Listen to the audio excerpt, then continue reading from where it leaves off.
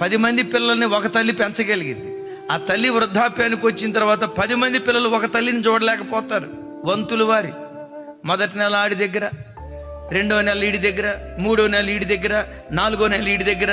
ఆ ముసలి ప్రాణం ముద్దన్నం పెట్టని కొడుకులు వంతులు వేసుకుంటా ఉంటారు. సరే, తిట్టుకుంటా గుసగుసలాడుతా ఆ ముసలోళ్ళని చూసుకుంటారు, చచ్చిపోతారు. చచ్చిపోయిన తర్వాత ఏం చేస్తారో తెలుసా? అమ్మా నాన్నలు బ్రతికున్న దినాల్లో వాళ్ళకు ఒక మంచి బట్ట, వాళ్ళు కడుపు నిండా ఒక ముద్ద అన్నం పెట్టలా. వాళ్ళు చనిపోయిన తర్వాత ఊరోళ్ళందరికీ గ్రాండ్గా భోజనం పెడతాడు. తల్లిదండ్రులు బ్రతికున్న దినాల్లో తల్లిదండ్రుల విలువ తెలియదు.